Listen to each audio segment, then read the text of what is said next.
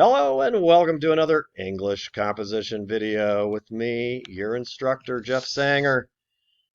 In this video, we're going to talk about what effective analytical writing looks like. You're going to need lots of analytical writing in your rhetorical analysis paper, where you will explore how the article that you chose uses appeals to logos, ethos, and pathos. Remember, you're choosing one and only one article, Jarrett, York, or Ortner. Okay, if you're confused about any of that, please watch the previous videos, review the previous module materials, read through everything in order, message me if you're confused. However, I know that when you're learning to do something you haven't done before, it's helpful to see someone else doing it. This is true whether you're learning to ski, learning to finish a dining room table like I did, or anything you're learning how to do. It helps to see someone else doing it. And so I've got a sample body paragraph from a successful rhetorical analysis paper from a few semesters ago. And so as you can see, this student chose to write about the Ortner article. I can't show you the whole paper, right? Because then you'll feel like they've already written about all the good stuff if you're writing about Ortner. Oh, there's my kitty.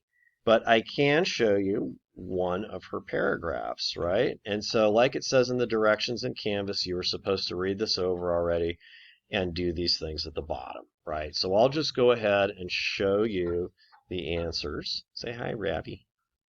So the first thing is underline where the student identifies specific lines from the article that appeal to ethos.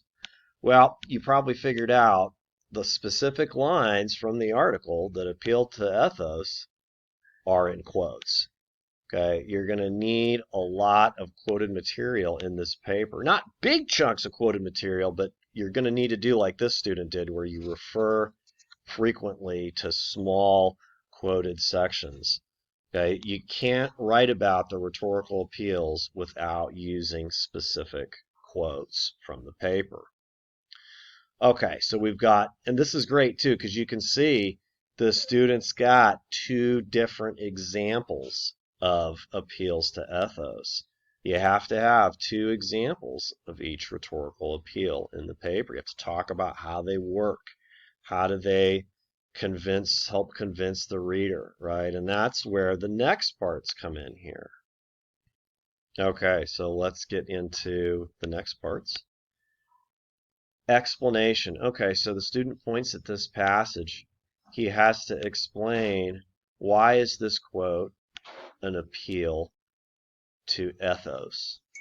Well, because what the student does here is he explains what that quote has to do with credibility, right? Because that's what appeals to ethos are about. They are attempts by the author to show why they are credible, to get the reader to listen to them and trust them.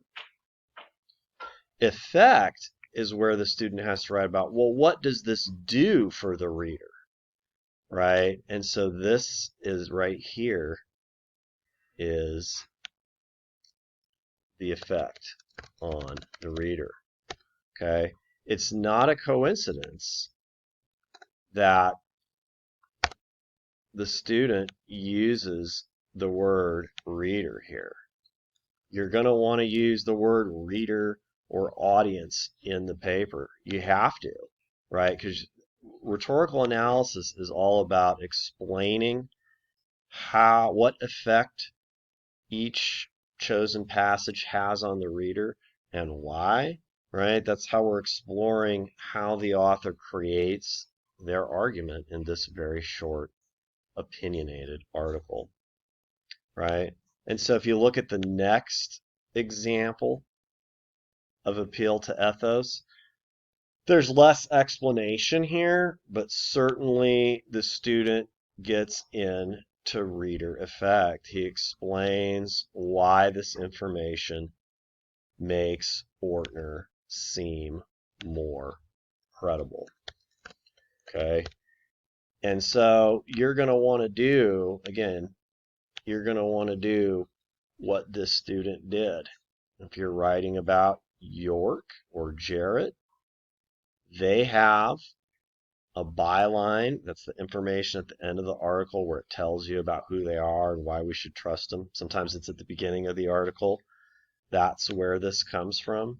You can often find appeals to ethos there. And so you'll explore some of those facts, and you got to do like this student did. You have to explain why that demonstrates credibility and what effect that's going to have on the reader.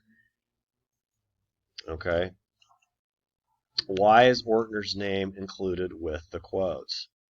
Okay, if you've reviewed the materials on citation, then you know anytime you use a direct quote or a fact from a source, you need to include an in-text citation. You can handle an in-text citation in two ways. You can embed it in the same sentence as the quote, or you can include it immediately after the quote in a parenthetical citation. I put that in bold just so that you can see those. You don't have to have them in bold. You should not have them in bold in your paper. Anyhow, either one of these are correct uses of in-text citation. You do not need the date the article was published. That's APA formatting, and we're using MLA.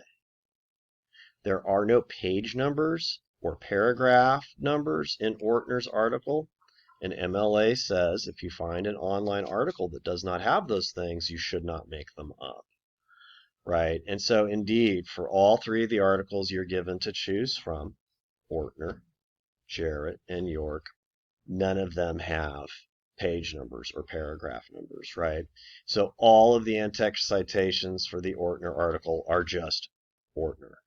All of the in-text citations for the York article are, you guessed it, York. And all of the in-text citations for the Jarrett article are Jarrett. Okay, of course, this tells you what the in-text citation does is it tells you which source on the works cited page includes the quote. There's another video that shows you how to create the citation for the works cited page. Okay, lastly, it says, which rhetorical appeal is this paragraph about? I hope you could tell that the whole paragraph was all about appeals to ethos. The student did an excellent job of using what's called a topic sentence. So that kind of, readers like these because they're signals. And it lets the reader know, hey, guess what? This whole paragraph is going to be about ethos. And I'm going to show you a couple examples of where Ortner appealed to ethos. Okay? Again, this was a successful paper because the student in the full paper, he also has a whole paragraph about logos and a whole paragraph about appeals to pathos, and of course an introduction and conclusion that are also formatted according to the assignment directions. And he also writes about target audience in there too. Okay, there is a full sample paper you can look at, but it is about another topic because I don't want to give you a full sample paper about one of the articles you have to choose from. So you can check that out, or you can contact me if you have questions. I am here to help.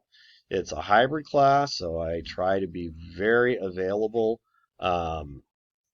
for you via Canvas inbox. I can meet with you over Zoom if you like.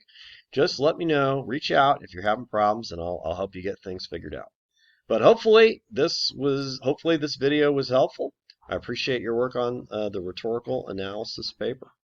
That's it for now, and I'll see you in the next video.